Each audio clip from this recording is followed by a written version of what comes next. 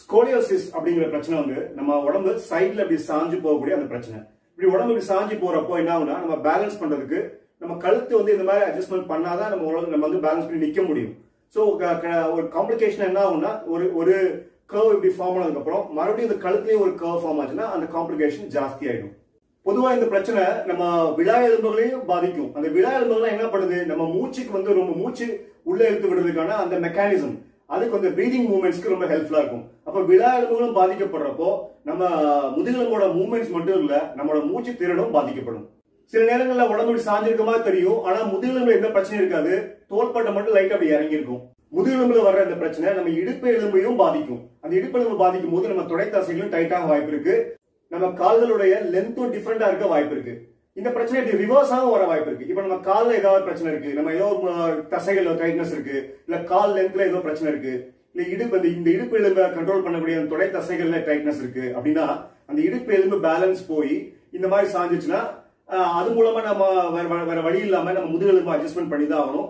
இப்படியும் ஸ்கோலியோசிஸ் வர வாய்ப்பு இருக்கு. நம்ம தோள்பட்டை கரெக்டான லைன்ல இருக்குதா, நம்ம முதுகெலும்பு ஸ்ட்ரெயிட்டா இருக்குதா, அது பேர் பால்பேஷன், இதெல்லாம் பண்ணி பார்க்கணும். அப்புறம் வந்து நம்ம இடுப்பெலும்பு இந்த பெல்விஸ், இந்த இடுப்பெலும்பு ஹரிசான்டலா கரெக்டான அலைன்மெண்ட்ல இருக்குதா, நம்ம தொடை தசைகள் முக்கியமா உள் தொடை தசையெல்லாம் வந்து ரெண்டு பக்கமும் சமமா பிளெக்சிபிளா இருக்குதா, நம்ம கால்களுடைய லென்த் கரெக்டா இருக்குதா, நம்ம காஃப் மசிலோட பிளெக்சிபிலிட்டி கரெக்டா ரெண்டு பக்கமும் ஈக்குவலா இருக்குதா அப்படின்னு டோட்டல் பாடியுமே நம்ம எக்ஸாமின் பண்ற மாதிரி இருக்கும்.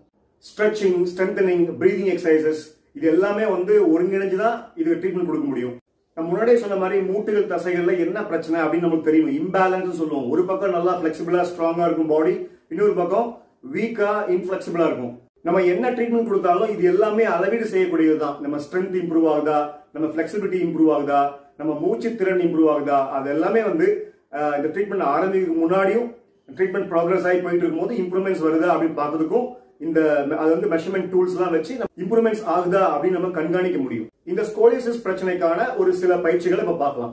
இப்ப இடது பக்கம் அப்படி உடம்பு சாஞ்சிருக்கு அப்படின்னா என்னென்ன பயிற்சிகள் பண்ணலாம்? இப்ப ஒண்ணுமே பண்ணாம இடது பக்கமே திரும்பி படுத்திருக்கலாம். இப்ப வந்து மேல இந்த கர்வ் இருக்கு இல்லையா, இப்ப புவியீர்ப்பு விசையோட தாக்கத்துல இது கீழே வந்துதானே ஆகணும்.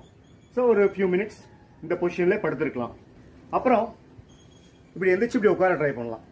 இப்படி இந்த மாதிரி வர்றதுக்கு நம்ம உடம்பு இந்த பக்கம் வளைஞ்சாதான் முடியும். இப்ப ரொம்ப டைட்டா இருக்கு, இடது பக்கம் டைட்டா இருக்குன்னா இப்படி உட்கார முடியாது. அப்படியே உட்கார ட்ரை பண்ணாலும் இந்த கையை பக்கத்துல கொண்டு வர முடியாது, அந்த அளவுக்கு டைட்னஸ் இருக்கும்.